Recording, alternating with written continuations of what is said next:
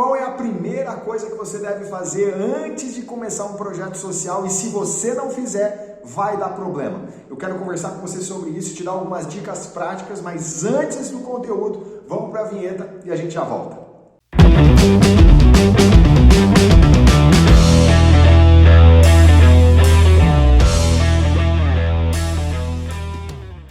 Bora lá, pessoal! Eu sou o Danilo Ladentim, trabalho com projetos sociais há mais de 15 anos, sou professor de gestão e captação de recursos, empreendedorismo social e estou aqui então para te falar hoje sobre 3 coisas que você precisa fazer, que são fundamentais antes de começar um projeto social. Mas, antes da gente também começar esse conteúdo e você conhecer essas dicas, se você ainda não é inscrito no canal, clica aqui no botão de se inscrever, ativa o sininho de notificações para você receber alerta de vídeo novo e já deixa o seu like aqui embaixo, o seu comentário, compartilha esse vídeo com o máximo possível de pessoas que também querem trabalhar com o projeto ou que já trabalham e que precisam dessas dicas. Tem muita coisa aqui no canal, dá uma vasculhada, entra em tudo aí, tem muita coisa bacana para você, beleza?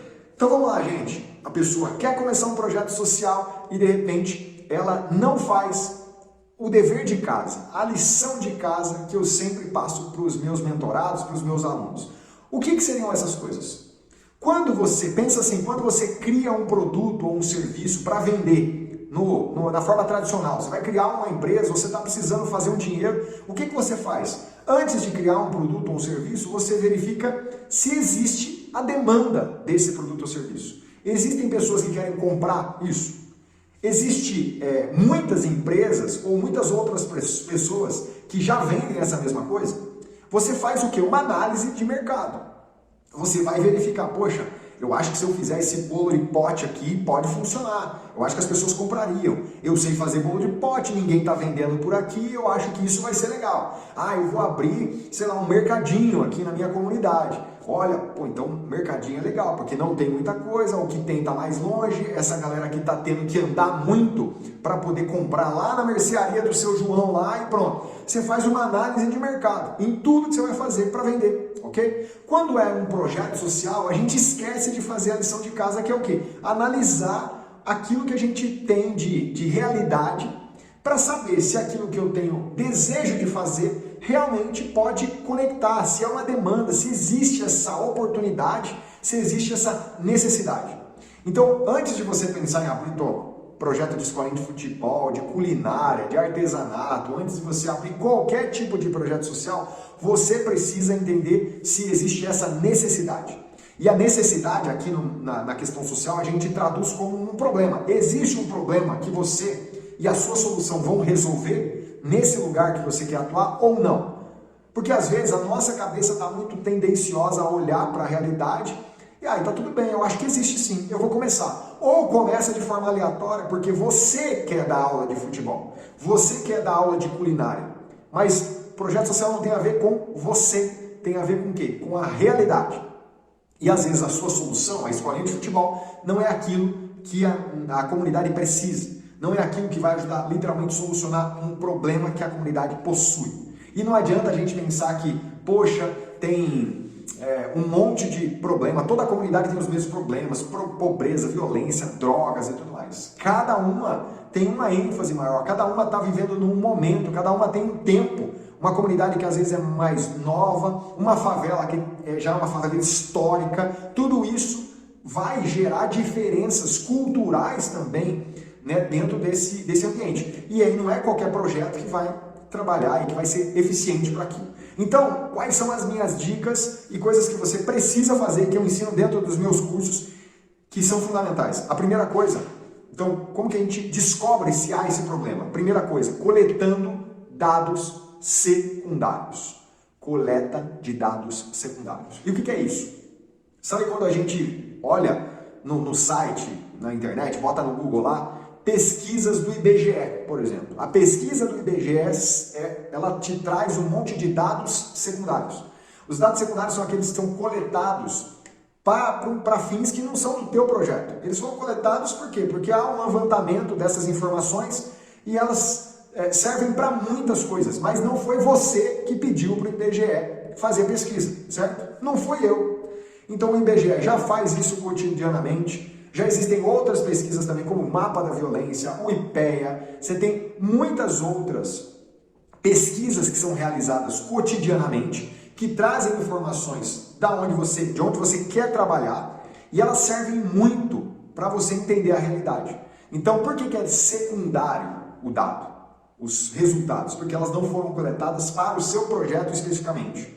Não fomos nós que contratamos, mas a gente pode utilizar, elas estão disponíveis para todo mundo entender a realidade. Beleza? Então o que você precisa fazer? Poxa, para entender um pouquinho mais do território que você atua, você pode e deve entrar no Google e pesquisar, né, dados sobre o bairro tal, ou dados sobre Curitiba, dados sobre Campinas, cidades que são muito grandes, por exemplo, como São Paulo, você vai procurar mais por região, e esses dados precisam estar ligados a um problema que você acha que tem, por exemplo, certo? Então, se você pensa em trabalhar com criança e adolescente, prevenção à violência sexual contra criança e adolescente, um exemplo, você vai tentar achar dados relacionados a isso. Se você quer trabalhar com foco em pessoas em situação de rua, então você vai tentar buscar dados da região que você tem, que você quer atuar, por exemplo, São Paulo, Zona Sul de São Paulo, e dados relacionados a moradores, pessoas em situação de rua. Se você quer trabalhar com recuperação de pessoas que usam drogas, você vai buscar dados relacionados a isso. Então, sempre pensando em dados secundários relacionados ao território e à causa, o problema que você quer provar, quer entender se existe mesmo. Beleza? Dados secundários. Outra forma que você pode comprovar se há essa necessidade são dados primários. E os dados primários são aqueles, agora sim, que foram coletados diretamente para você, para o teu projeto, para comprovar aquilo que você acredita que tem e que você já verificou um pouquinho nos dados secundários. Então você percebeu, poxa, aqui, através dessas pesquisas que eu coletei de forma secundária, está informando que essa comunidade tem realmente, parece que tem um problema sobre violência, homicídios, seja lá o que for.